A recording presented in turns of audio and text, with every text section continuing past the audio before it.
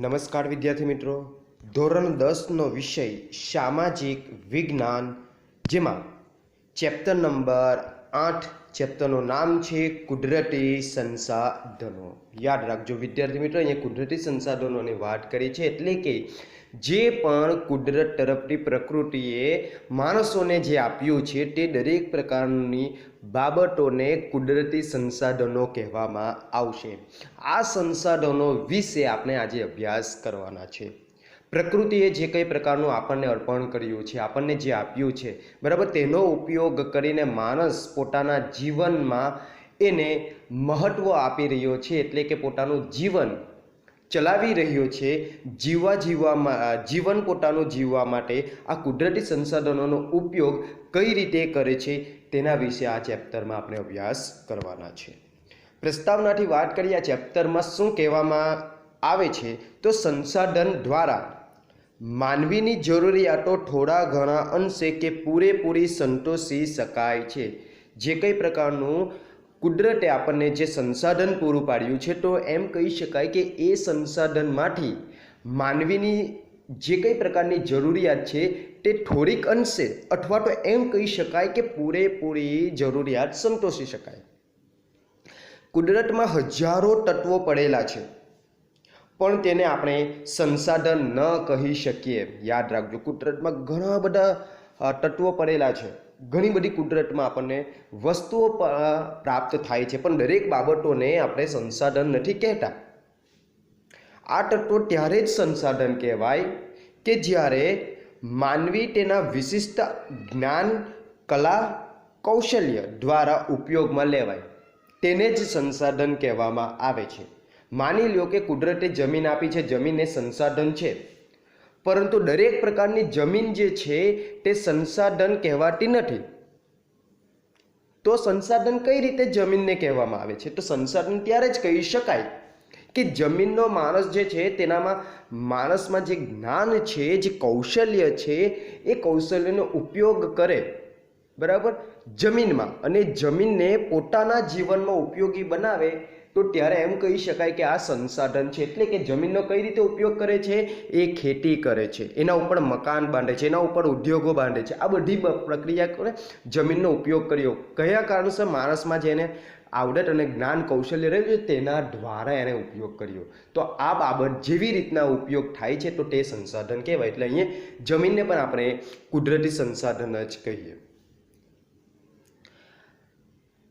જે અન્ય રીતે કહીએ તો જે વસ્તુ ઉપર માનવી આશ્રિત કે નિર્ભર હોય, એટલે જેના ઉપર માણસ નિર્ભર હોય, જેનાથી મનુષ્યની જરૂરિયાતો પૂરી થાય અને માનવી પાસે તેનો ઉપભોગ કરવાની, એટલે કે ઉપયોગ કરવાની શારીરિક કે બૌદ્ધિક ક્ષમતા હોય તો તેને સંસાધન કહેવાય છે. આ મુજબ કોઈ પણ વસ્તુ માનવ જરૂરિયાતો પૂરી કરવા ઉપયોગમાં લેવાય તે સંસાધન બની જાય છે. કુદરતે જે કંઈ પ્રકારના તત્વોનું સર્જન કર્યું છે એ તત્વો માણસના ઉપયોગમાં આવે તો તે તત્વ કુદરતી સંસાધન કહેવાય છે. પ્રાચીન સમયમાં જમીનમાં દટાયેલા ખનિજોને માનવીને જાણકારી ન હતી. પ્રાચીન સમયની વાત કરીએ તો કેટલાક શું કીધું છે? જમીનમાં દટાયેલા ખનિજોની કોઈ પણ માણસને જાણકારી ન હતી, એટલે એ ફક્ત ને ફક્ત તત્વ જ હતું, પણ ત્યારે તે સંસાધન ન હતા. પરંતુ જેવા માણસને એ તત્વની જાણકારી મળી અને એ તત્વનો એણે ઉપયોગ કર્યો, બરાબર, અને ઉપયોગ કરીને પોતાના જીવનમાં એનો સમાવેશ કર્યો, ત્યારથી જ તે તત્વ, ખનિજ તત્વ કુદરતી સંસાધન કહેવાય. કુદરતી સંસાધનમાં ઉપયોગિતા અને કાર્ય કરવાની યોગ્યતા બંને ગુણધર્મો હોવા જોઈએ. કયા કુદરતી સંસાધનમાં કયા ગુણધર્મો હોવા જોઈએ? ઉપયોગિતા અને કાર્ય કરવાની યોગ્યતા. એટલે કે કોઈ તત્વ છે તેનો ઉપયોગ પણ થવો જોઈએ અને એ કંઈક કાર્ય માટે, કંઈક કામ કરવા માટે પણ સાબિત થવું જોઈએ. આવા ગુણધર્મો હોવા જોઈએ. કુદરત, માનવ અને સંસ્કૃતિ ત્રણેયની પરસ્પર પ્રક્રિયા દ્વારા જ સંસાધન બને છે. શું કીધું છે કે આ કુદરત જે છે, કુદરત, માનવ અને સંસ્કૃતિ આ ત્રણેય જણા ભેગા મળીને સંસાધન બને છે. હવે આપણે સંસાધનોનો ઉપયોગો વિશે અભ્યાસ કરીએ. આ સંસાધનો વિશે તો આપણે માહિતી મેળવી, સંસાધન કોને કહેવાય, કઈ રીતે સંસાધન કહેવાયા. તો આ સંસાધનો જે છે આપણને પ્રાપ્ત થાય પછી આ સંસાધનોનો ઉપયોગ કઈ રીતે કરી શકાય, બરાબર, માણસ કઈ રીતે આ ઉપયોગ કરે છે આવા સંસાધનોનો. તો આપણે સંસાધનોને વિવિધ રીતે ઉપયોગ કરીએ છીએ. માનવ જીવનના દરેક તબક્કે તો કોઈને કોઈ સંસાધન કોઈક ને કોઈક ભૂમિકા ભજવતી જ હોય છે. ખેતી પ્રવૃત્તિથી ઉદ્યોગ પ્રવૃત્તિ સુધીના તમામ પ્રવૃત્તિઓ છેવટે પ્રત્યક્ષ કે પરોક્ષ રીતે કુદરતી સંસાધનો પર અવલંબે છે. આધાર તો કોના પર રાખે છે? ઉદ્યોગ હોય કે ખેતી હોય, બરાબર, છેવટે આધાર તો કુદરતી સંસાધન પર જ રાખે છે. તેના વિશેના ઉપયોગોની વિગતો જાણીએ. તો યાદ રાખજો, સંસાધન ત્રણ રીતે ઉપયોગ થાય છે. સંસાધન ખોરાક તરીકે ઉપયોગ કરીએ સંસાધનોનો, ત્યાર પછી સંસાધનનો કાચા માલ તરીકે આપણે ઉપયોગ કરીએ છીએ, અને સંસાધનોનો શક્તિ સંસાધનો તરીકેનો ઉપયોગ કરીએ છીએ. પરીક્ષામાં સંસાધનોનો ઉપયોગ વિશે પ્રશ્ન પૂછાઈ શકે 3 માર્ક વાળો, કે સંસાધન એટલે શું અને સંસાધનોના ઉપયોગો વિશે જણાવો. તો સંસાધનો એટલે શું? તો સંસાધનો એટલે જે માણસમાં રહેલી જ્ઞાન અને કૌશલ્યની આવડત દ્વારા જે વસ્તુ, જે તત્વને માણસના જીવનમાં ઉપયોગી થાય તેવા પ્રકારની પ્રક્રિયા દ્વારા જે ધર્મ બને, એટલે કે જે તત્વ બને છે તેને કુદરતી સંસાધન કહે છે. અને સંસાધનોનો ઉપયોગ 3 રીતે થાય છે: ખોરાક તરીકે, કાચા માલ તરીકે અને શક્તિ સંસાધન તરીકે. ખોરાક તરીકે કઈ રીતે સંસાધનોનો ઉપયોગ થાય છે?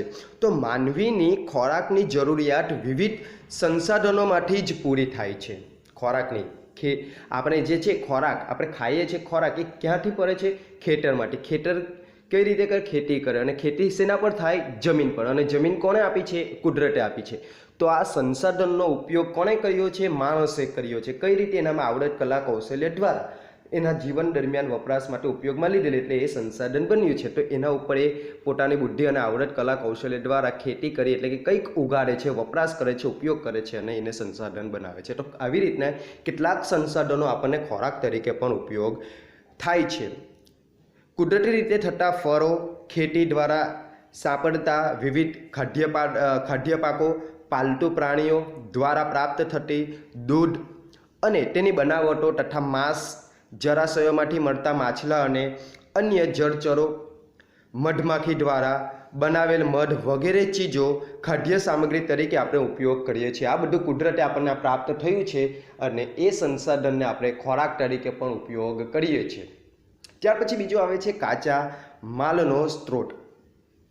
જંગલોમાંથી પ્રાપ્ત થતી વિવિધ ચીજો, ખેતી દ્વારા ઉપલબ્ધ થતી સામગ્રી, પાલતુ પશુઓથી પ્રાપ્ત ઊન, ચામડા અને માંસ, ખનિજ, અયસ્ક વગેરે ચીજો અને અનેક ઉદ્યોગો માટે કાચો માલ બને છે. એટલે કાચા માલ તરીકે પણ આપણે સંસાધનનો ઉપયોગ કરીએ છીએ. ત્યાર પછી આવે છે શક્તિ સંસાધનો, એટલે કે ખનિજોનો ઉપયોગ કરીને, બરાબર, વીજળી મેળવીએ છીએ, પેટ્રોલિયમ મેળવીએ છીએ, તેની બધી બાબતોની વાત કરીએ.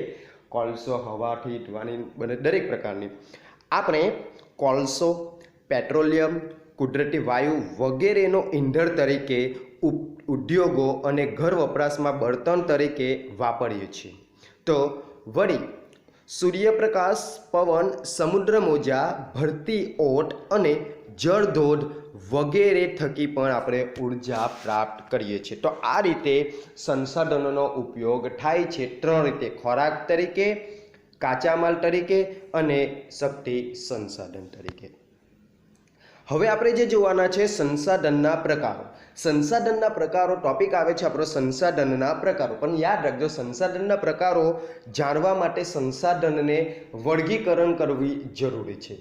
તો વર્ગીકરણ કરવામાં આવે તો એ સંસાધનને 3 પ્રકારે વર્ગીકૃત કરવામાં આવ્યા છે. એક માલિકીના આધારે, બીજું પુનઃપ્રાપ્યતાના આધારે, ત્રીજું વિતરણ ક્ષેત્રના આધારે. આ 3 બાબતોને ધ્યાનમાં રાખીને સંસાધનના પ્રકારો પાડવામાં આવ્યા છે. તો માલિકીના આધારે સંશોધનની વાત કરીએ તો માલિકીના આધારે સંસાધનો કયા કયા હોઈ શકે છે? તો કોઈ વ્યક્તિ કે પરિવારની માલિકી. સંસાધનની વાત કરીએ, માની લ્યો કે જમીન, તો જમીન કોઈ વ્યક્તિની હોય કે કોઈ પરિવારની હોય. કોઈ મકાનની વાત કરીએ તો કોઈ મકાન જે છે તે કોઈ વ્યક્તિનું હોય કે કોઈ પરિવારનું હોય છે. તો આ ઉદાહરણ એના છે કે માલિકીની દ્રષ્ટિએ પણ સંસાધન વર્ગીકરણ કરવામાં આવે છે, ભાગ પાડવામાં આવે છે. ત્યાર પછી રાષ્ટ્રીય સંસાધન. રાષ્ટ્રીય એટલે દેશ, બરાબર. દેશની સંપત્તિ હોય, બરાબર, તો તેને રાષ્ટ્રીય સંસાધન કહેવામાં આવે છે. દાખલા કોઈ પણ દેશ કે પ્રદેશની સાર્વજનિક સંપત્તિ, બધા જ લોકોની, બરાબર, એટલે આખા દેશની સંપત્તિ હોય તો તેને રાષ્ટ્રીય સંસાધન કહેવામાં આવે. દાખલા તરીકે લશ્કર, આંતરરાષ્ટ્રીય વ્યાપાર. ત્યાર પછી વૈશ્વિક સંસાધન. વૈશ્વિક એટલે આખું વિશ્વ, વિશ્વની તે સંપત્તિ હોય, બરાબર. સમગ્ર દુનિયાની ભૌતિક અને અભૌતિક એવી તમામ સંપત્તિ જેનો ઉપયોગ માનવ કલ્યાણમાં થતો હોય. ભૌતિક જોઈ શકાય, સ્પર્શી શકાય, બરાબર. અભૌતિક જેને જોઈ શકાતી નથી, સ્પર્શી શકાતી નહીં, ખાલી આભાસ કરી શકાય તેવા પ્રકારની. દાખલા તરીકે હવાને આપણે જોઈ શકતા નથી, સ્પર્શી શકતા નથી, પરંતુ એને આપણે મહેસૂસ કરી શકીએ છીએ, બરાબર. તો આ જે છે તે વૈશ્વિક સંપત્તિમાં આવે છે. વિશ્વના બધા જ રાષ્ટ્રોની સહિયારી માલિકીના સંસાધનો છે. સૂર્યપ્રકાશની વાત કરીએ, સૂર્યપ્રકાશ એવું નથી કહેવાતું કે ભાઈ સૂર્યપ્રકાશ અમારા દેશમાં નહીં આવવો જોઈએ, તમે ગમે તેટલે પ્રયત્ન કરો તો પણ એ તમારા દેશમાં આવશે જ. એટલે આ બધું છે બધા જ દેશોમાં સરખો સૂર્યપ્રકાશ આવે છે. એવું નથી કે સૂર્ય જે છે તે કોઈક દિવસ કંટાળી જાય અમેરિકાથી કે ચાલો આજે અમેરિકામાં 4-5 દિવસ મારે સૂર્યપ્રકાશ જ નથી પાડવો, ગમે તેટલી ટ્રાય કરો ત્યાં પર જ.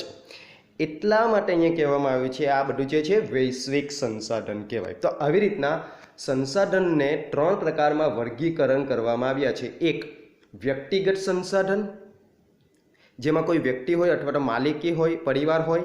રાષ્ટ્રીય સંસાધન એટલે કે કોઈ દેશની વાત કરવામાં આવી, દેશની મિલકતો હોય, તેના ઉપર દેશનો અધિકાર હોય. વૈશ્વિક સંસાધન આખા વિશ્વનો સહિયારો ઉપયોગ કરવામાં આવતો હોય, પરંતુ દરેક સંસાધનોનો હેતુ શું? માનવ કલ્યાણનો જ હોય છે. હવે સંસાધનના પ્રકારો વિશેની વાત કરીએ. સંસાધનોને જે વર્ગીકરણ કરવામાં આવ્યા છે એ વર્ગીકરણને ધ્યાનમાં રાખીને પ્રકારો પાડવામાં આવ્યા છે. તો એમાં વિતરણ ક્ષેત્રે વાત કરીએ તો પહેલો પ્રકાર એવો છે કે સર્વ સુલભ સંસાધન. યાદ રાખજો, કેટલીક વખત સંકલ્પના સમજાવવાનું હોય છે, તો તેમાં જે આ 4 પ્રકારો પાડવામાં આવ્યા છે તે એક વાક્યમાં પૂછાતા આવતા હોય છે. સંકલ્પના સમજાવો. તેમાં સર્વ સુલભ સંસાધન. સર્વ એટલે બધા માટે, સુલભ એટલે બધા માટે લાભદાયક હોય, દરેક જણ માટે સરખો લાભદાયક ધરાવતા તેવા સર્વ સુલભ સંસાધન. દાખલા તરીકે વાતાવરણમાં રહેલા ઉપયોગી વાયુ દરેક માટે એક સરખા જ હોય છે, ઓક્સિજન કે નાઇટ્રોજન. ત્યાર પછી સામાન્ય સુલભ સંસાધન. સામાન્યપણે મળે તેવા, મતલબ કે શું? અહીંયા સામાન્ય એટલે કે અમુક જગ્યાઓ પર સામાન્ય મળે એવા.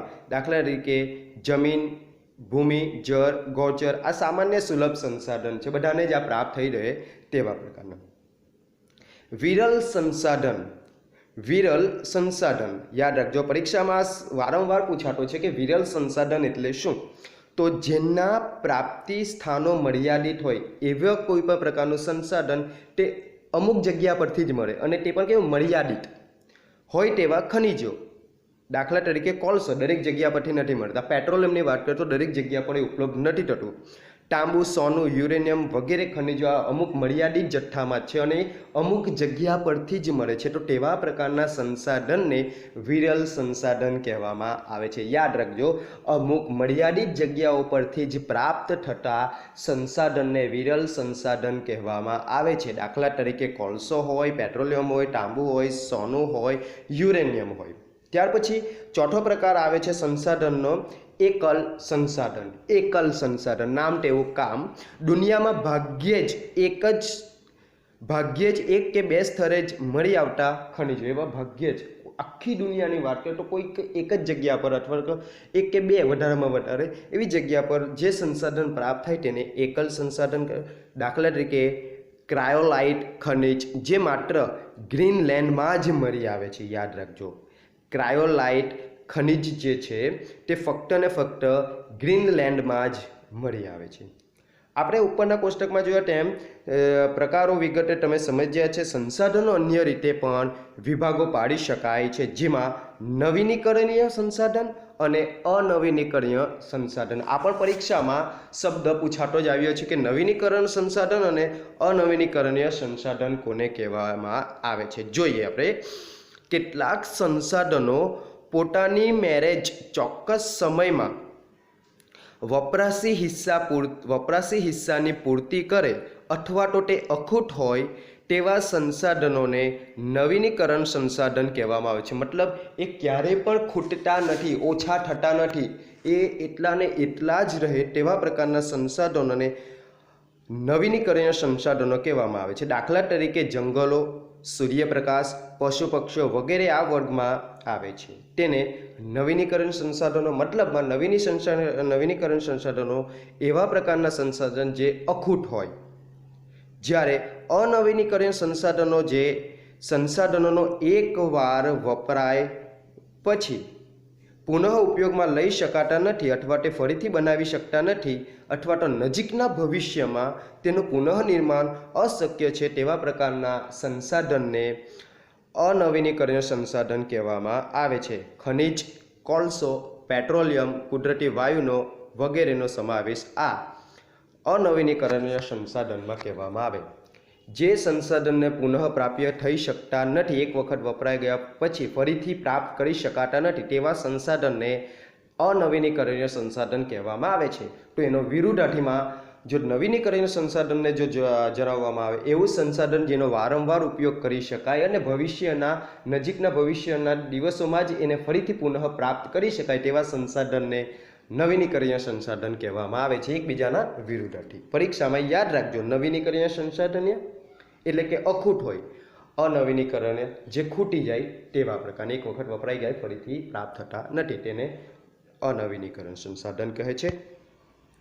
હવે આવે છે સંસાધનોનું આયોજન અને સંરક્ષણ। સંસાધનોનું આયોજન અને સંરક્ષણ મતલબમાં જે આપણને કુદરત તરફથી સંસાધનો મળ્યા છે તેનું જો યોગ્ય રીતે આપણે આયોજન કરીએ તો તેનું સંરક્ષણ લાંબા સમય સુધી કરી શકીએ છીએ, એટલે કે લાંબા સમય સુધી એને જાળવી શકીએ છીએ, બરાબર। આયોજન પ્રમાણે માનવીની જરૂરિયાતો અમર્યાદિત છે, જ્યારે કુદરતી સંસાધનો મર્યાદિત છે। માણસની જરૂરિયાત કેવી છે? અમર્યાદિત। એક જરૂરિયાત પૂર્ણ થાય એટલે બીજી જરૂરિયાત ઉત્પન્ન જ હોય, અને એને પૂરી કરવા માટે જે સંસાધનો જોઈએ છે તે બધા સંસાધનો પાછા કેવા છે? મર્યાદિત, ઓછા પ્રમાણમાં। છેલ્લા 100 વર્ષોમાં માનવી દ્વારા વિજ્ઞાન અને તકનીકી ક્ષેત્રે થયેલા અસાધારણ વિકાસથી અને ભયંકર વસ્તી વિસ્ફોટથી સંસાધનોનો વપરાશ ખૂબ જ વધી ગયો છે। આ પરિસ્થિતિ વિશે ગંભીરતાથી નહીં વિચારીએ તો ભવિષ્યમાં તેના માઠા અસરો ભોગવવા પડશે। એટલે જ તો ભવિષ્યની પેઢીઓ માટે સંસાધનોનું સંરક્ષણ એટલે કે જાળવણી, સંસાધનોનું ભવિષ્ય પેઢી માટે જાળવણી કરવી ખૂબ જ જરૂરી છે, મતલબ કે સાચવવા જરૂરી છે, એ આપણા સૌની ફરજ છે। સંસાધનોનું રક્ષણ એટલે કે સંરક્ષણ કરવું એટલે સંસાધનોનો વિવેકપૂર્ણ ઉપયોગ કરવો। સંરક્ષણ એટલે શું? સંસાધનોનું સંરક્ષણ એટલે સંસાધનોનો વિવેકપૂર્વક ઉપયોગ કરવો। વિવેકપૂર્વક એટલે કેવો? બુદ્ધિપૂર્વકનો ઉપયોગ, મતલબ કેવો? જરૂર હોય તેટલો જ। સંરક્ષણ શબ્દનો સીધો સંબંધ સંસાધનોની અછત સાથે જોડાયેલો છે। વર્તમાન સમયમાં જે રીતે દોહન થતું રહ્યું તે પ્રકારે સંસાધનોનું આડેધડ દોહન અને અવિવેકભર્યો વપરાશ જો ચાલુ રહેશે તો વિકાસ અને વર્તમાન જીવન સ્તર જાળવી રાખવું લગભગ સ્વપ્નવત થઈ જશે। તે માટેનો તેનો વિવેકપૂર્ણ ઉપયોગ, તેનું સંરક્ષણ અને પુનઃ ઉપયોગ જેવી બાબતો તેમાં સમાવિષ્ટ છે। જ્યારે કોઈ વૃક્ષ કે જીવનના અસ્તિત્વ પર સંકટ હોય ત્યારે તે માટે ગોઠવેલા વ્યવસ્થાપનને તેનું સંરક્ષણ કહે છે। વ્યવસ્થાપન એટલે એક પ્રકારનું આયોજન, ક્યારે કઈ રીતે કામગીરી કરવી એને વ્યવસ્થાપન કહેવામાં આવે છે। તો જ આને સંસાધનો જે છે તેને લાંબા સમય સુધી આપણે સાચવી શકીશું। હવે જે કઈ પ્રકારનું સંસાધનનું આયોજન અને સંરક્ષણ કરવાનું છે તેના માટે આપણે કઈ કઈ કાળજીઓ રાખવાની છે તે સમજી લઈએ। સૌથી પહેલાં કોઈ એક દેશ કે પ્રદેશને એક એકમ ગણીએ। કોઈ દેશ હોય કે પછી કોઈ પ્રદેશ, તે એક જ છે એમ ગણી લઈએ। તેના ઉપયોગમાં લેવાયેલા હજુ પણ વપરાયેલા કે પછી સંભવિત સંસાધનોની ઉપલબ્ધિ અને વિશિષ્ટ બાબતે આપણે જાણકારી મેળવી લઈએ. જે સંસાધનોનું પ્રમાણ મર્યાદિત છે એટલે કે અનવીનીકરણીય છે તેનું વૈજ્ઞાનિક ઢબે દોહન કરવું જોઈએ અને તેનો વપરાશ અનિવાર્ય હોય ત્યાં જ કરવો જોઈએ. દાખલા તરીકે કોલસાની વાત કરીએ, કોલસો મર્યાદિત છે, બરાબર, અનવીનીકરણ છે, એનો જથ્થો છે તે ખૂટી જવાનો છે, તો તેને માટે શું કર્યું કે કોલસાનો ઉપયોગ કરીને આપણે ઇલેક્ટ્રિક વસ્તુઓનો ઉપયોગ કરવા લાગ્યા. ઇલેક્ટ્રિક વસ્તુઓનો ઉપયોગ કરવાની સાથે સાથે આપણે સૂર્યપ્રકાશનો ઉપયોગ કરવા લાગ્યા. તો આવી રીતના શું કરવું જોઈએ, ટેકનોલોજીનો ઉપયોગ કરીને આવી જે વસ્તુ ઓછી છે એટલે કે મર્યાદિત છે તો તેનો વિકલ્પ આપણે શોધીને કામગીરી કરવી જોઈએ કે લાંબા સમય સુધી આવા અખૂટ અનવીનીકરણીય સંસાધનોને લાંબા સમય સુધી જાળવી શકીએ. ત્યાર પછી જે સંસાધનોની માત્રા વધારી શકાય તેના વિકાસ માટે પ્રયત્ન કરવા જોઈએ. જે સંસાધનો વર્તમાનમાં સોંઘા કે સહજ ઉપલબ્ધ હોય તેને વેડફવાને બદલે ભાવિ જરૂરિયાત માટે કરકસર કરી સાચવવા જોઈએ. સોંઘા એટલે કે કેવા મહત્વના હોય અને સહજ એટલે કે થોડાક જ હોય તો તેવાને ગમે તે રીતે ઉપયોગ કરીએ તેને બદલે સાચવીને ઉપયોગ કરવા જોઈએ કે ભવિષ્યમાં આવનારી પેઢીને કામ આવી શકે. દાખલા તરીકે પેટ્રોલ, તો આ પેટ્રોલનો પણ એવી રીતનો ઉપયોગ કરવો જોઈએ કે લાંબા સમય સુધી એને આપણે સાચવી શકીએ અને આવનારી પેઢીને પણ એ લાભ મળી શકે. જે મર્યાદિત માત્રામાં ઉપલબ્ધ છે તેવા સંસાધનો જાળવી રાખવા, તકનીકી વિકાસ દ્વારા તેના વૈકલ્પિક સ્ત્રોતની શોધ લાંબા ગાળે વધારે ફાયદાકારક છે. સંસાધનોના સંરક્ષણ માટે તંત્ર દ્વારા જરૂરી કાયદા કે નિયમો બનાવી તેનું અમલીકરણ કરાવવું જોઈએ. નાગરિકોને સંસાધનના વિવેકપૂર્ણ ઉપયોગ સાથે જોડાયેલી તમામ બાબત અંગે વાકેફ કરી જનજાગૃતિ કેળવવી જોઈએ. હવે આવે છે ટોપિક જમીન નિર્માણ. જે આપણે આગળનો ટોપિક જોયો છે તે પરીક્ષામાં 2 માર્ક્સમાં અથવા 3 માર્ક્સમાં પ્રશ્ન પૂછાઈ શકે છે. યાદ રાખજો, સંસાધનોની જાળવણી અને તકેદારી. હવે આવે છે જમીન નિર્માણ. જમીન કઈ રીતે નિર્માણ થાય એટલે કે જમીન કઈ રીતે બને છે તેની વાત કરીએ.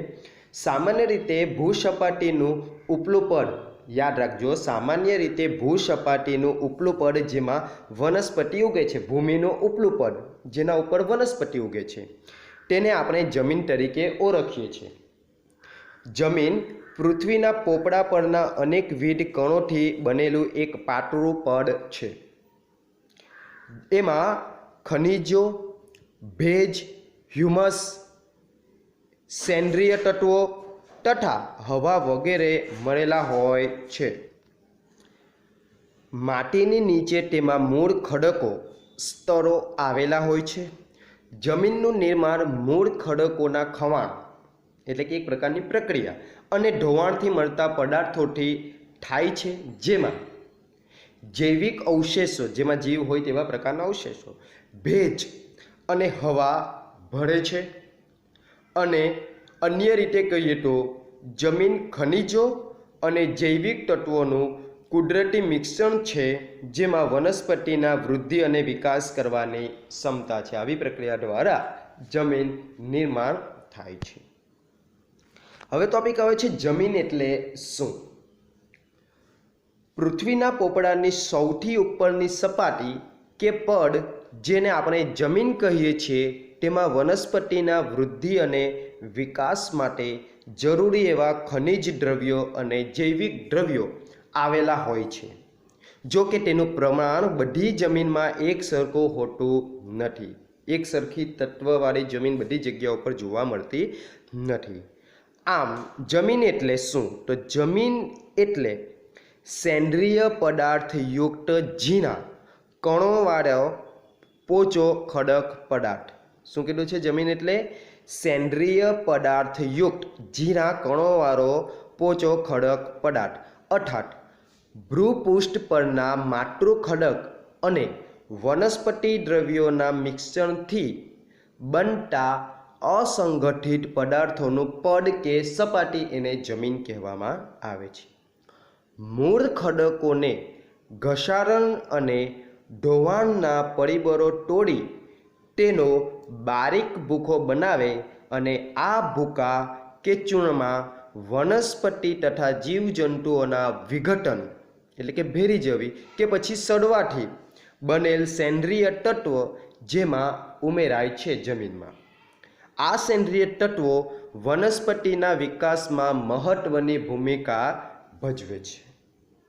જમીન નિર્માણના સમયગાળાના સંદર્ભે જે તે આબોહવાની અસર એટલી મહત્વપૂર્ણ અને વ્યાપક હોય છે કે તે આબોહવાવાળા પ્રદેશમાં વિભિન્ન પ્રકારના ખડકોમાંથી બનતી જમીન લાંબા સમયગાળે એક જ પ્રકારની હોય છે. એટલે કે એક જ પ્રકારના માતૃ ખડકોમાંથી ભિન્ન ભિન્ન આબોહવાથી બનનાર જમીન અલગ અલગ પ્રકારની હોય છે. ટૂંકમાં અલગ અલગ આબોહવાથી અલગ અલગ પ્રકારની જમીન બને છે. એનો મતલબ એવો થયો કે અલગ અલગ પ્રદેશોમાં અલગ અલગ જમીનમાં પોષક તત્વો હોય છે. બધી જગ્યાઓ પર એક સરખા તત્વ ધરાવતી જમીન હોતી નથી. એક સરખા પોષક તત્વવાળી જમીન ન હોવાથી દરેક જગ્યાઓ પર ફળદ્રુપતા પણ અલગ અલગ હોય છે.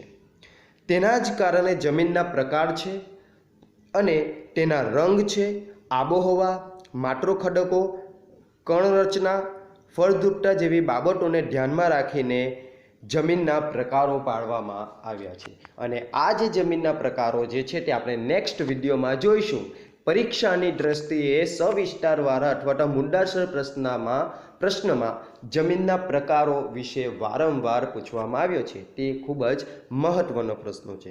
તો આજના વિડીયોમાં વિદ્યાર્થી મિત્રો ફક્ત આટલું જ જોઈશું.